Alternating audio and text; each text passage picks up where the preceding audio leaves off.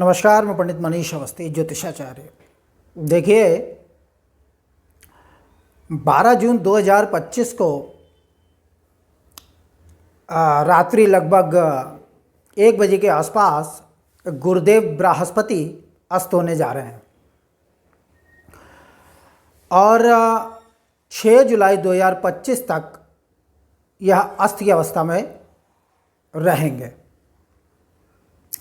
पश्चिम में अस्त होंगे ये 12 जून को और पूर्व में 6 जुलाई को यह उदय हो जाएंगे।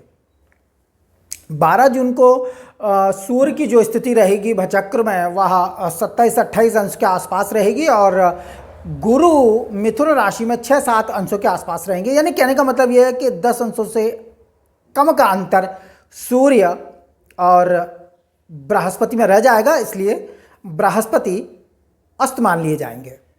और 6 जुलाई को बृहस्पति की स्थिति जो रहेगी मिथुन राशि में लगभग 11-12 अंशों पर रहेगी और सूर्य मिथुन राशि में 19-20 अंशों के आसपास तक पहुंच जाएंगे। 8 अंशों से अधिक का अंतर हो जाएगा, इसलिए उदय हो जाएंगे। यह इस प्रकार से सूर्य के निकटतम अंशों पर बृहस्पति नहीं कोई भी ग्रह 8 अंशों के अंदर आ जाएगा लगभग, तो उसे अस्त मान लिया जाता है।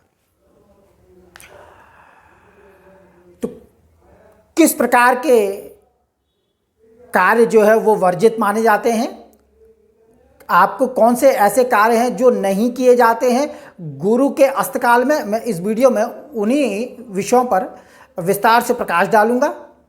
देखिए, जब हम कोई भी कार्य आरंभ करते हैं तो उसके लिए शुभ मुहूर्त की गणना की जाती है। कौन सा ऐसा कालखंड है जो हमारे प्राचीन ज्योतिर्विदों ने निश्चित किया, आचार्यों ने निश्चित किया, ऋषि मुनियों ने, जिसमें आप कोई भी शुभ कार्य नहीं कर सकते। उसके लिए कुछ विशेष कालखंड निर्धारित किए गए हैं जिन्हें छोड़ा जाता है।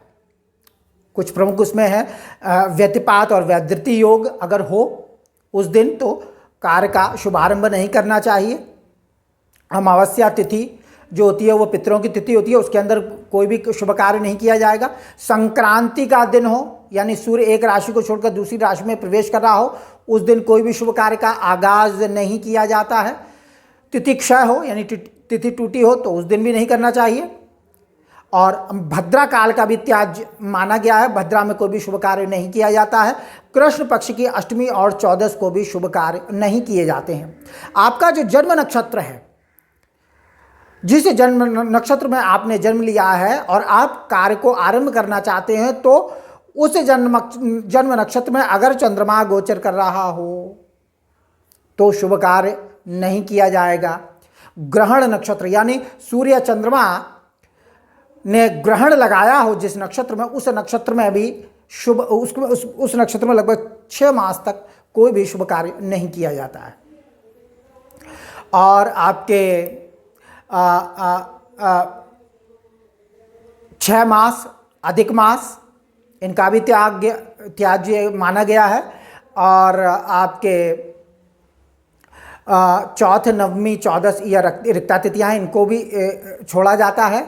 और श्राद्धों का जो पक्ष होता है, श्राद्ध पक्ष, उनको भी छोड़ा जाता है। और आपके पापवार शनि मंगल और रविवार को भी त्यागा जाता है शुभ कार्यों में। 13 दिन का पक्ष भी अशुभ माना गया है, इसमें कोई भी शुभ कार्य नहीं किया जाता है। और गुरु और शुक्र के अस्तकाल में, गुरु शुक्र के वृद्धत्व में और गुरु शुक्र के बालत्व में भी शुभ कार्य का त्याग माना जाता है।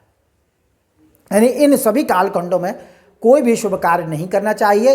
इस प्रकार से यह अशुभ कालांश को छोड़कर हम शुभ कार्यों का प्रारंभ करते हैं। तो गुरु अस्त हो रहा है 12 जून से लेकर 6 जुलाई तक, इसलिए जो प्रमुख शुभ कार्य हैं वो नहीं किए जाएंगे। क्या नहीं करना चाहिए? देखिए, सबसे पहले अगर आप कहीं गांव देहात में अगर आप कुएं वगैरह को खोदने की योजना बना रहे हैं तो यह शुभ कार्य नहीं किया जाएगा। जल से संबंधित कार्य इसको नहीं करना है। विवाह आदि मांगलिक कार्य वर्जित होते हैं गुरु और शुक्र के अस्तकाल में।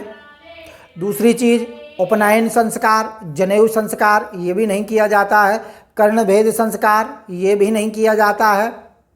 और आपके मुंडन संस्कार ये भी नहीं किए जाते हैं। यात्रा पर अगर आप जाने की योजना बना रहे हैं, बिल्कुल भी ना जाएं। गुरु और शुक्र के अस्तकाल में यात्रा वर्जित मानी जाती है। और आपके किसी भवन का अगर आप निर्माण कर रहे हैं, उसका शुभारंभ 12 जून से लेकर 6 जुलाई के मध्य में बिल्कुल भी ना करें। नए घर में अगर आप प्रवेश करने वाले हैं, यानी कि किसी नए भवन का आपने निर्माण करवाया है और उसमें गृह प्रवेश आपको करना है, तो 12 जून से लेकर 6 जुलाई तक आप उसमें कदापि गृह प्रवेश न करें। परंतु जो लोग सरकारी नौकरियों में हैं या नौकरी के चलते जिनका ट्रांसफ़र हो जाता है, वह पुराने घरों में कहीं किराए पर लेते हैं अपने सर्विस के चलते, या किराए के एक मकान को छोड़कर दूसरे मकान में जाते हैं, तो वह इस गुरु के अस्तकाल में वह ऐसा यानी जीर्णानी गृह प्रवेश किया जा सकता है, उसमें कोई दोष नहीं है। लेकिन नए भवन का निर्माण कराकर उसमें गृह प्रवेश नहीं किया जाता है। और देवी देवताओं की स्थापना और प्रतिष्ठा गुरु के अस्तकाल में नहीं की जाती है, शुक्र के अस्तकाल में नहीं की जाती है। आप किसी गुरु से मंत्र ग्रहण करना चाह रहे हैं, दीक्षा लेना चाह रहे हैं, संन्यास ग्रहण करना चाह रहे हैं, तो भी नहीं करना चाहिए गुरु के अस्तकाल में। और इस प्रकार से नववधु का प्रवेश भी प्रायः नहीं कराया जाता है।